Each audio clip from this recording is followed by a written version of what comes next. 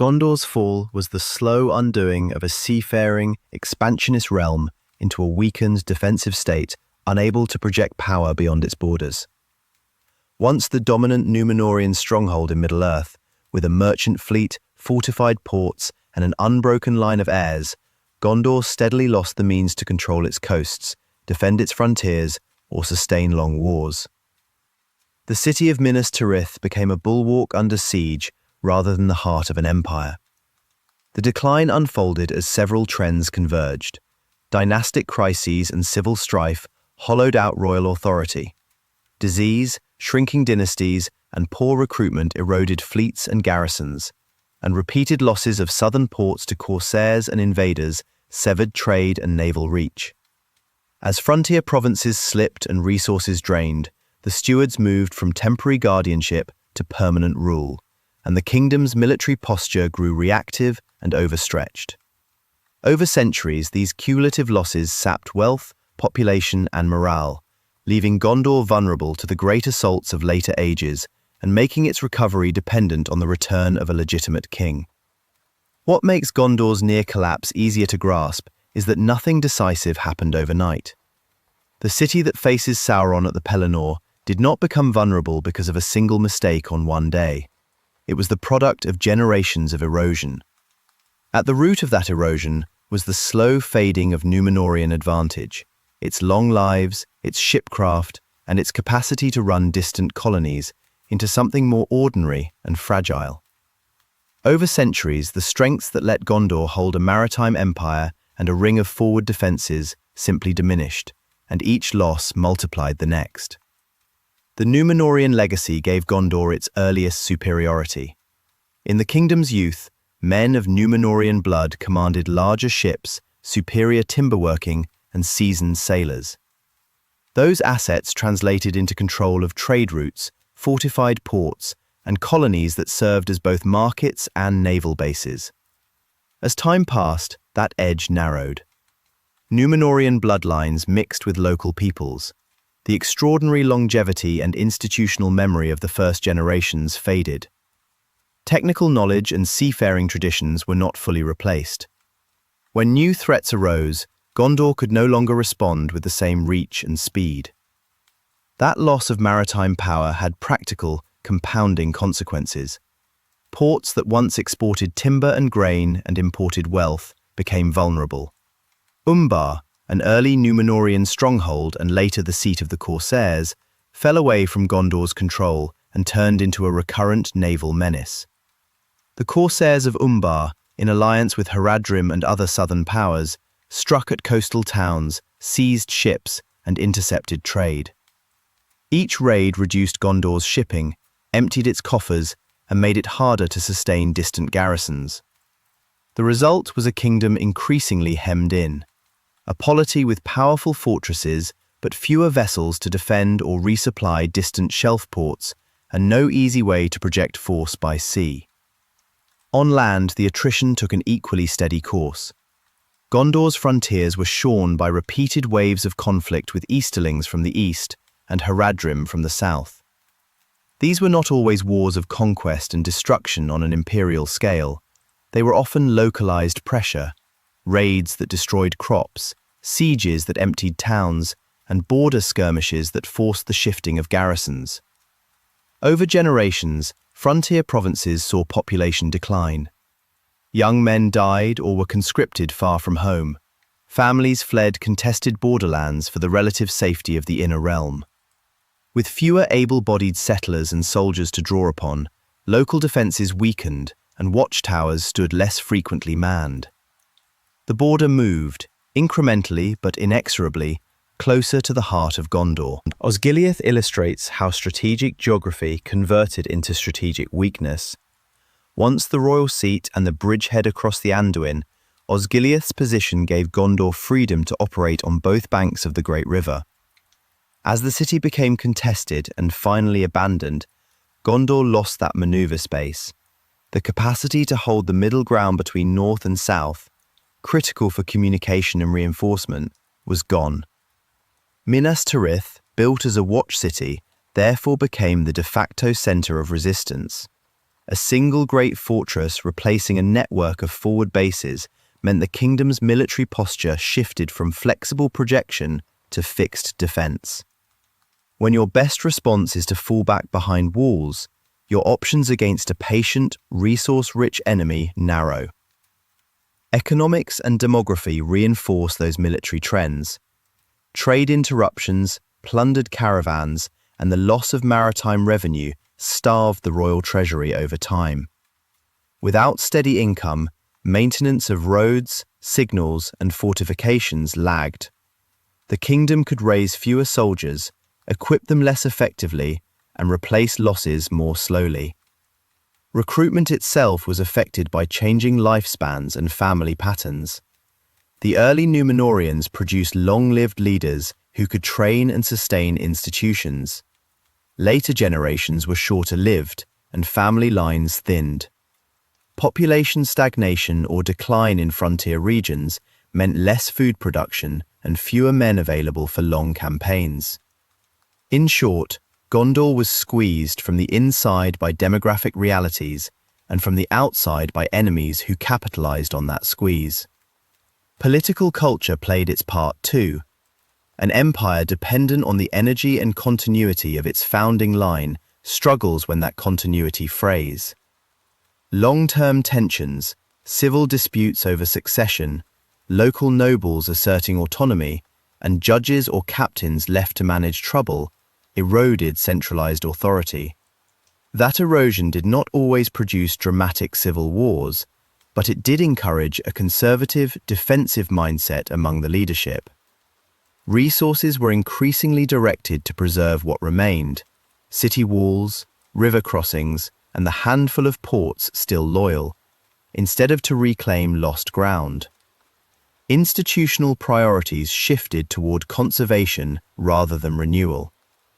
All of these trends made the realm brittle in predictable ways. Militarily, fewer ships, fewer garrisons, and forward positions abandoned or lightly held. Economically, interrupted trade, shrinking revenue, and degrading infrastructure. Demographically, smaller pools of manpower and less social resilience in border regions. Politically, a more reactive administration, less capable of coordinated, far-reaching campaigns. The cumulative effect was not the sudden death of an empire, but the steady narrowing of its options. Gondor remained large in name and memory, and Minas Tirith retained the spirit of authority, but the kingdom no longer had the elasticity to absorb shocks and to recover from long, strategic setbacks. By the time Sauron's power rose again in the latter Third Age, Gondor showed the marks of all this attrition. Trimmed territory, longer supply lines, councils anxious about manpower, and frontier defenses stretched thin. The White City still held prestige and strong walls, but its power was circumscribed.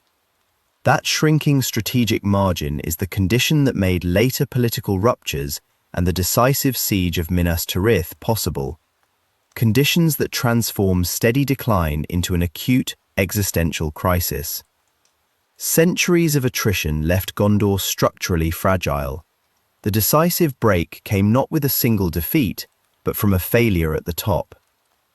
The royal line ended, and the office meant to hold the throne in trust became the permanent government.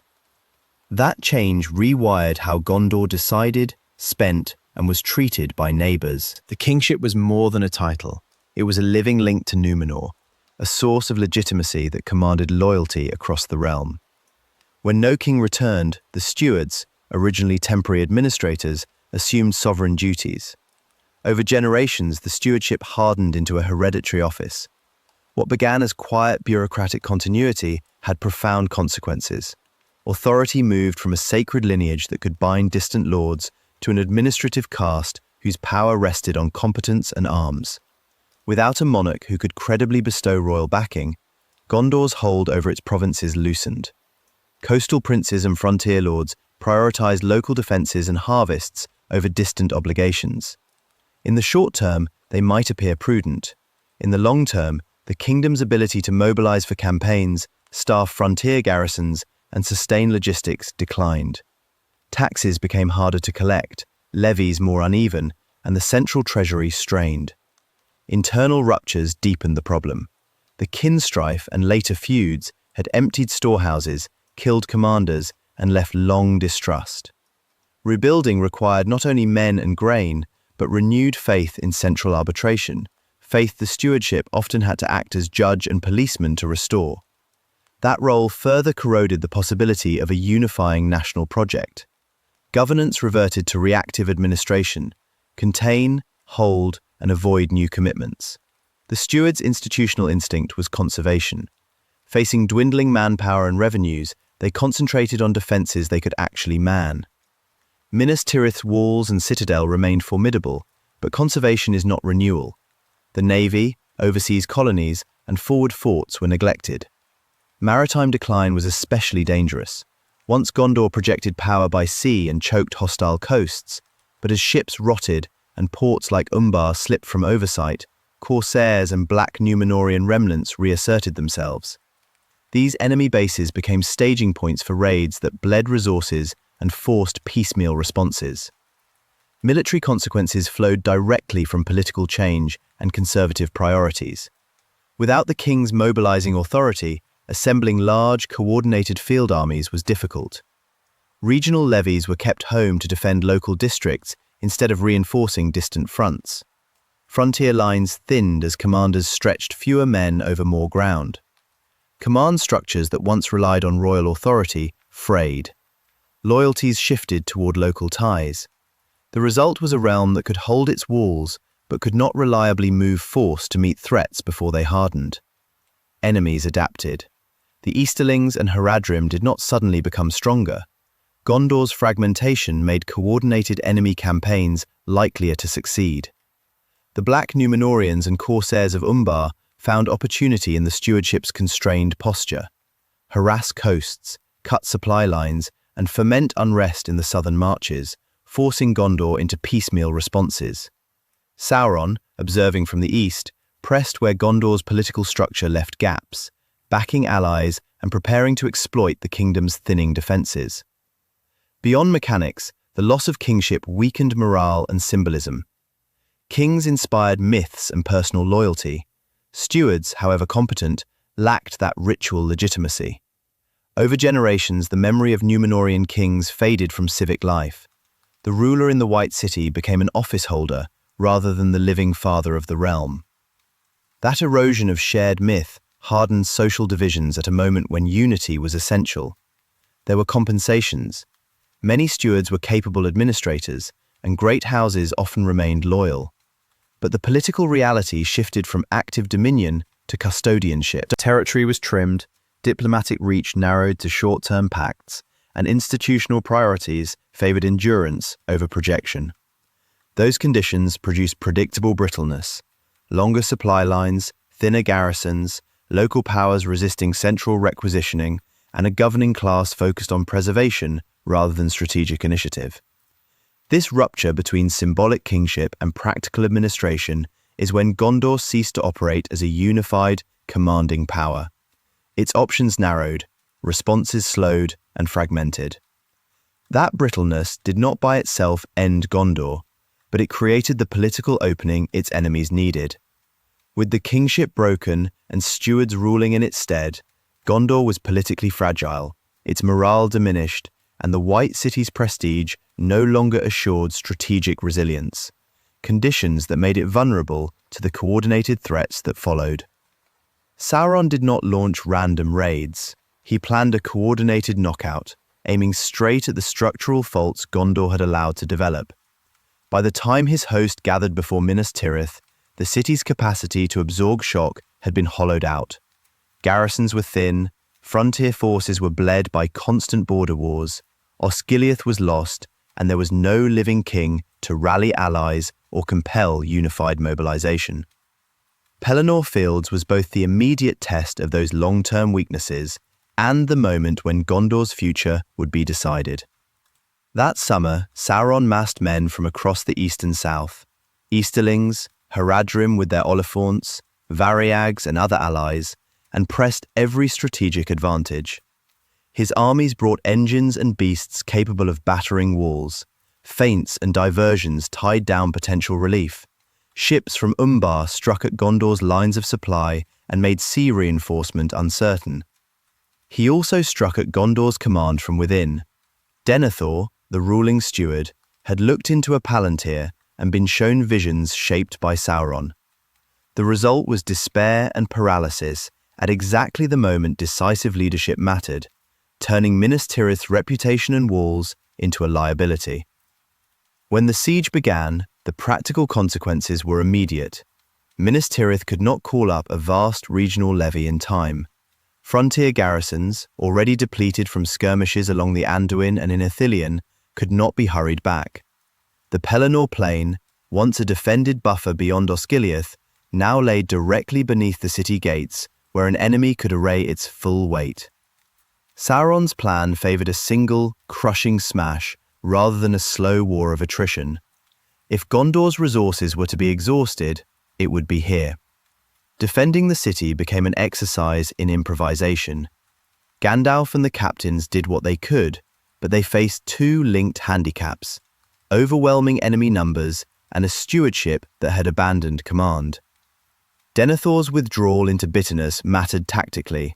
He refused proper coordination, misread the state of forces, and undermined rapid redeployment.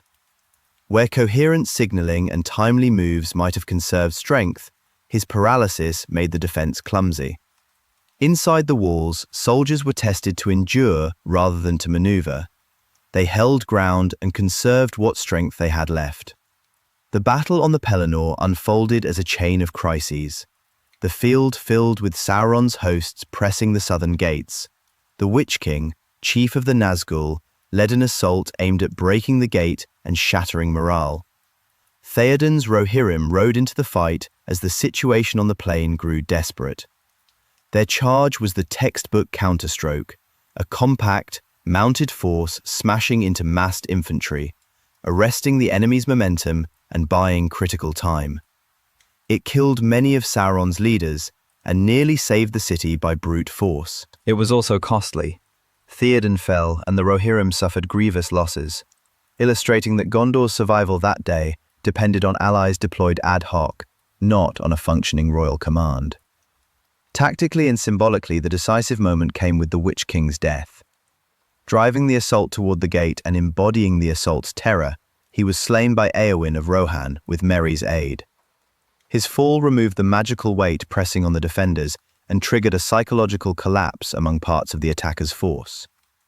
That single, unanticipated act of courage exposed how precarious Sauron's prospects were. Structural advantage was not the same as inevitable victory.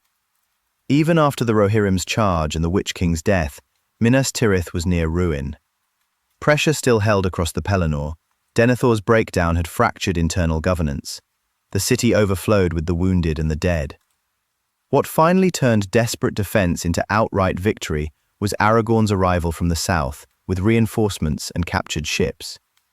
Aragorn had marched through the paths of the dead, seized the Corsair fleet at Pelagia, and sailed upriver with fresh troops. That stroke solved two immediate problems.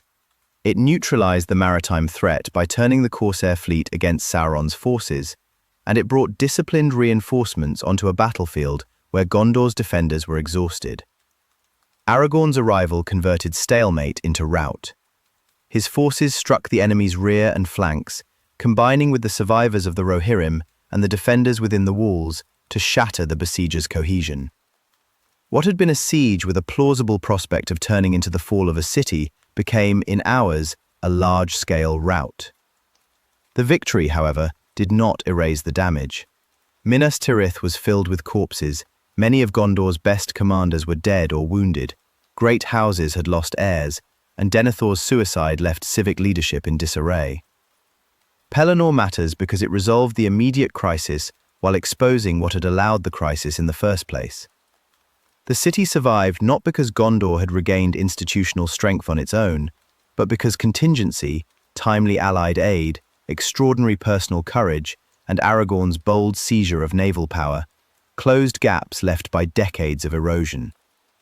The victory brought survival and a political chance. In the months after the war, those contingencies hardened into new realities. Aragorn was accepted as King Elessar, monarchy and ritual legitimacy returned, and a deliberate recovery could begin. The cost, though, was unmistakable. Minas Tirith stood, but badly wounded. Large tracts of Gondor were depopulated. Border fortresses were ruined or abandoned. Social wounds from Denethor's madness and the loss of nobles would take generations to heal. The siege of Pelennor Fields was the final, urgent proof that centuries of attrition and a broken kingship had made Gondor vulnerable to a coordinated final assault, and that recovery after such an ordeal would be slow, expensive, and forever marked by how close the fall had come. Gondor's fall was a two-stage collapse. Centuries of attrition and a weakening of the kingship hollowed out institutions until Denethor's breakdown and the losses at Pelennor turned structural decline into an existential crisis. Minas Tirith nearly fell. It survived because contingency, timely Rohirrim, Aragorn's bold naval gambit, and desperate defense within the walls patched over systemic failures. The aftermath was a hard reset. The city stood, Aragorn reclaimed the throne, and a program of political and ritual restoration began. That victory secured survival and a chance to rebuild, but left Gondor scarred. Empty provinces, ruined fortresses, and social wounds that would take generations to heal. The clear lesson: neglected institutions make any emergency fragile. Gondor was saved not by fate, but by emergency measures that revealed just how close the kingdom had come to collapse.